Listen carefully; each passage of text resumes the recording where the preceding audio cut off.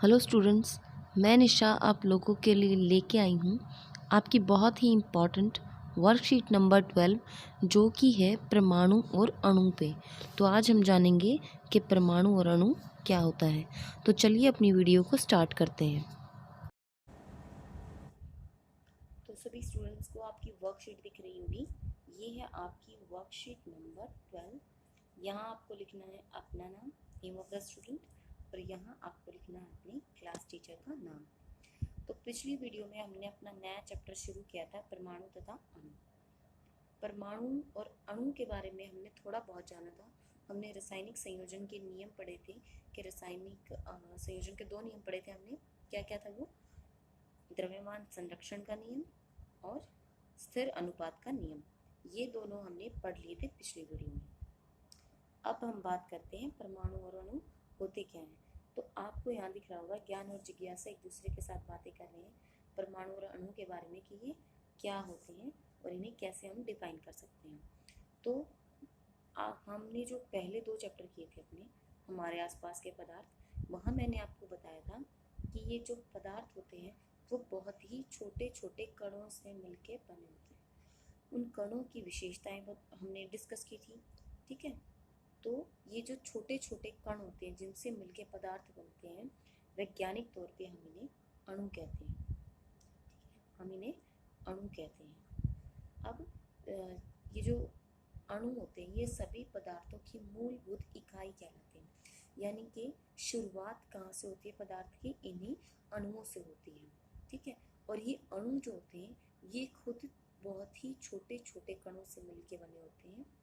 ऐसे कण जिनको हम और आगे डिवाइड नहीं कर सकते। यानी कि अगर हम बात करते हैं पदार्थ की, तो पदार्थ को हमने विभाजित कर दिया छोटे छोटे पार्ट्स में, यानी कि कणों में। और अब ये कण भी बहुत ही छोटे छोटे कणों से मिलके बने होते हैं जिन्हें हम कहते हैं परमाणु। लेकिन ये जो परमाणु होते हैं ये अपने किसी और चीज़ से मिलके नहीं बने, इन्हें हम विभाजित नहीं कर सकते, इनका अपना एक स्वरूप होता है। ठीक है, तो परमाणु ऐसा कण है जिसको हम विभाजित नहीं किए कर सकते, और ये स्ट्रक्चरल जो है कंडीशन है, यानी कि शुरुआत ही किसी भी पदार्थ की परमाणु से होती है, उसकी रचनात्मक इकाई जिसे हम कह सकते हैं। ठीक है, तो रचना यानी कि जो पदार्थ बनता है, जहाँ से शुरुआत होती है पदार्थ के बनने की, तो परमाणु क्या है? किसी भी पदार्थ की रचनात्मक इकाई है। परमाणु मिलके बनते हैं अणु, और अणु एक दूसरे के साथ जुड़ के बनते हैं पदार्थ। ठीक है, आशा है यहाँ तक आप लोगों को अच्छे से समझ में आ गया। अब इसके बाद हम बात करते हैं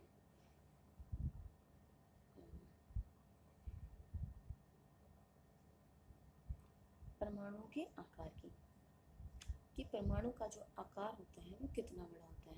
तो परमाणु का जो आकार है वो बहुत ही ज़्यादा छोटा हो सकता है, इतना छोटा कि आप उसे अपनी आंखों से नहीं देख पाते।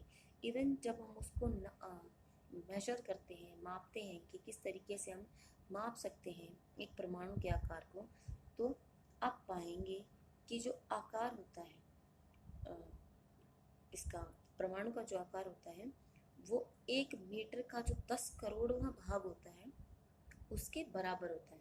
ठीक है, इसको हम नैनोमीटर में मापते हैं, और 1 नैनोमीटर बराबर होता है 10 की पावर -9 मीटर, यानी कि 1 मीटर का लगभग 10 करोड़वां भाग। तो सोचिए, हम इस चीज़ को इमेजिन भी नहीं कर सकते कि कितने छोटे होते हैं परमाणु। जब लाखों परमाणु एक दूसरे के साथ जुड़ते हैं तो एक कागज़ की मोटाई जितने परत बनती है। जब कई लाख परमाणु एक दूसरे के साथ जुड़ते हैं तब कहीं जाके एक कागज़ की मोटाई जितना स्ट्रक्चर बनता है परमाणुओं का। ठीक है, तो बहुत ही ज़्यादा छोटे होते हैं आकार में। उसके बाद हम आगे चलते हैं कि जो परमाणु होते हैं वो बहुत अधिक क्रियाशील होते हैं। क्रियाशील होने का मतलब है कि बहुत जल्दी रिएक्ट करते हैं दूसरे पदार्थों के साथ। अगर बात करते हैं परमाणु की दूसरे परमाणुओं के साथ, मान लीजिए H परमाणु है, तो वो अपने ही दूसरे परमाणु के साथ काफ़ी जल्दी रिएक्ट करता है, अकेला होता है तो। ठीक है, अगर H और H अकेले हैं तो एक दूसरे के साथ ये बहुत ही जल्दी रिएक्ट करते हैं, अभिक्रिया करते हैं। उसी तरीके से जो परमाणु होते हैं वो दूसरे परमाणुओं के साथ भी इसी प्रकार अभिक्रिया करते हैं। ठीक है, तो ये जो परमाणु होते हैं बहुत जल्दी आपस में रासायनिक अभिक्रिया करके पदार्थ के दूसरे कणों का निर्माण करते हैं, जिन्हें अणु कहते हैं। पिछली वीडियो में भी मैंने आपको बताया था, जब हमने जल के बारे में बात की थी, कि अगर मैं यहाँ H लिखती हूँ तो इस H का मतलब है कि हाइड्रोजन का एक परमाणु। अगर मैं इसके पाँव में यहाँ पे 2 लगा देती हूँ तो इसका मतलब है अब यहाँ पे हाइड्रोजन के 2 परमाणु हैं। और आपको पता है कि जब परमाणु एक से ज़्यादा होते हैं तो परमाणु नहीं, अणु कहलाते हैं। अब इन अणुओं की संख्या भी हम काउंट करते हैं। कैसे? अगर इस H के सामने कुछ नहीं लिखा तो इसका मतलब ये हाइड्रोजन का एक अणु है। लेकिन अगर इसके सामने मैंने लिख दिया 2H तो इसका अर्थ है ये हाइड्रोजन के 2 अणु हैं। ठीक है, ये हम पिछली वीडियो में डिस्कस कर चुके हैं, तो आपको उम्मीद है इजीली ये चीज़ समझ में आ गई होगी। मैंने यहाँ हाइड्रोजन का एग्जांपल आपको दिया है, यहाँ आपको ऑक्सीजन का एग्जांपल दे रखा है। जो आपको ज़्यादा कन्वीनियंट लगे आप वो ले सकते हैं। उसके बाद है यहाँ पे आपको अलग अलग पदार्थों का जो है अणुओं का आकार दे रखा, परमाणुओं का। तो यहाँ देखिए हाइड्रोजन के परमाणु का आकार होता है 10 की पावर -10 मीटर। जल के अणु का होता है 10 की पावर -9 मीटर।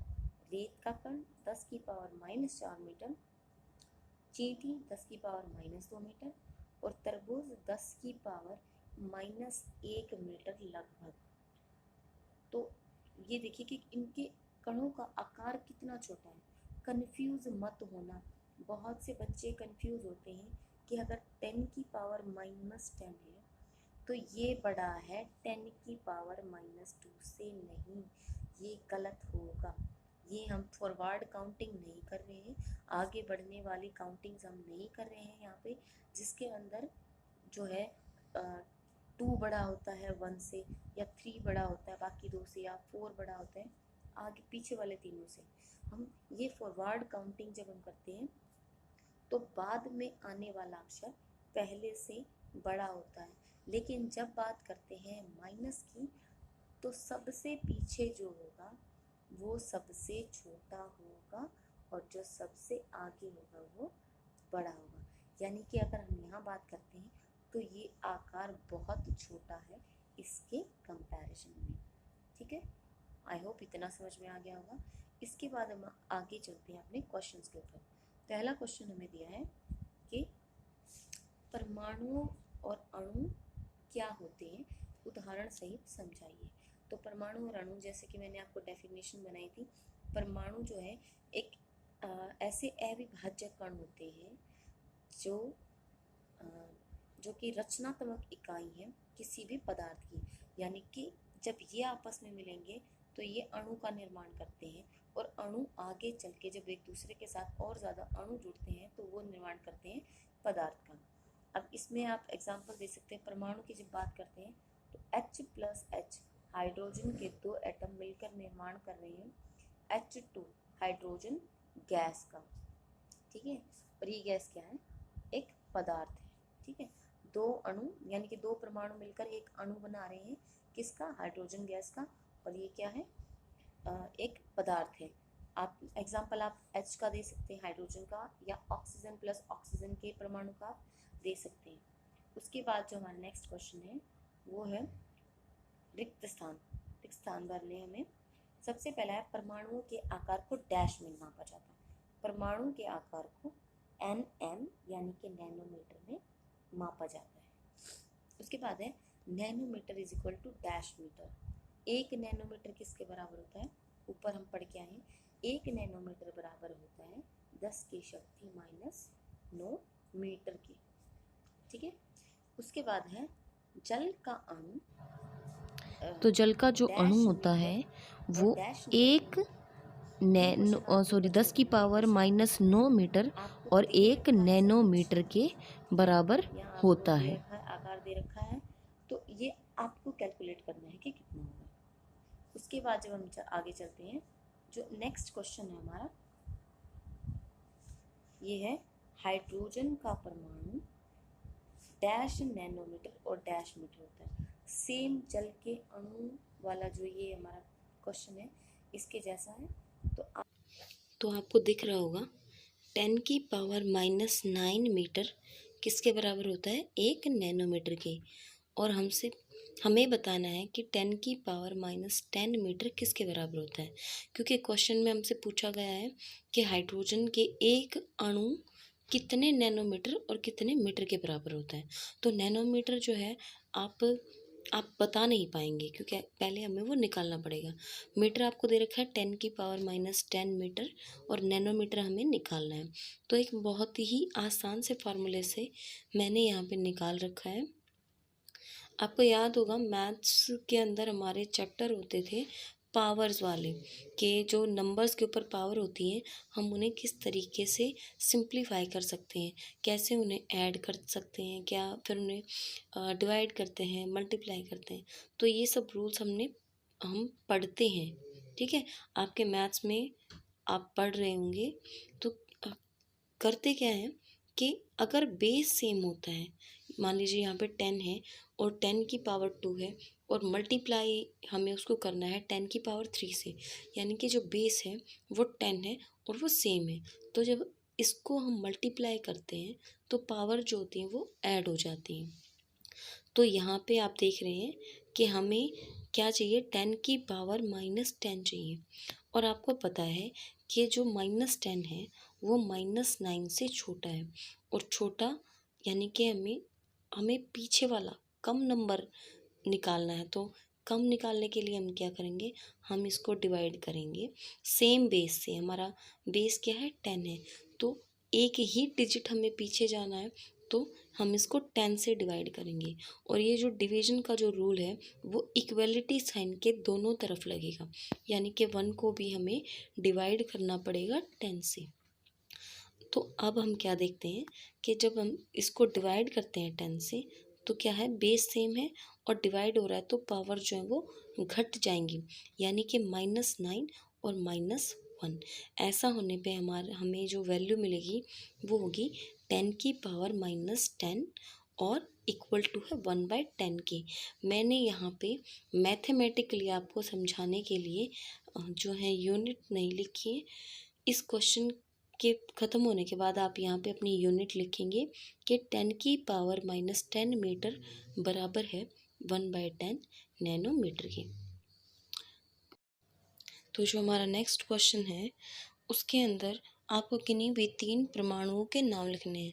तो मैंने भी आपको अलग अलग परमाणुओं के नाम बताए हैं इसमें, जैसे ऑक्सीजन है, हाइड्रोजन है, नाइट्रोजन है, सल्फ़र है। तो कोई भी 3 नाम आप अपनी तरफ से लिख सकते हैं। तो आज की हमारी वीडियो यहीं तक थी। मिलते हैं अगली बार अपनी नेक्स्ट वीडियो में। तब तक के लिए स्वस्थ रहें, सुरक्षित रहें। Thank you so much for watching this video.